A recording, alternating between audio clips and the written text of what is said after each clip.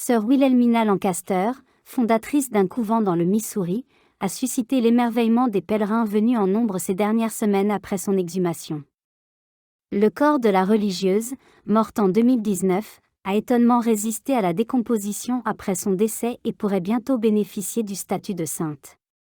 Une découverte quasi miraculeuse. Sœur Wilhelmina Lancaster, fondatrice d'un couvent dans le Missouri, a suscité l'émerveillement des pèlerins venus en nombre ces dernières semaines après son exhumation.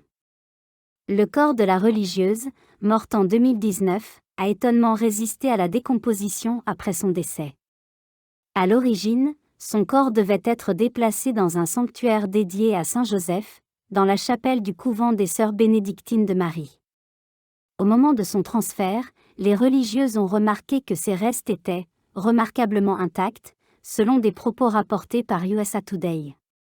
Avec la médiatisation de cette affaire ces derniers jours, des milliers de pèlerins ont fait le déplacement dans le Missouri pour prier auprès de Sœur Wilhelmina Lancaster et toucher sa dépouille. Ces derniers ont la conviction que la conservation quasi intacte de son corps est un symbole de sainteté.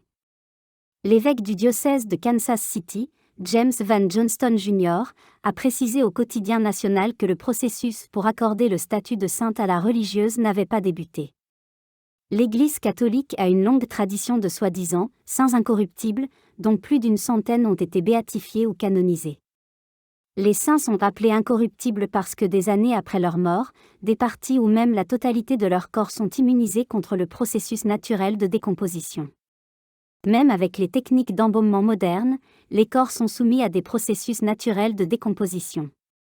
Selon la tradition catholique, les saints incorruptibles témoignent de la vérité de la résurrection du corps et de la vie à venir.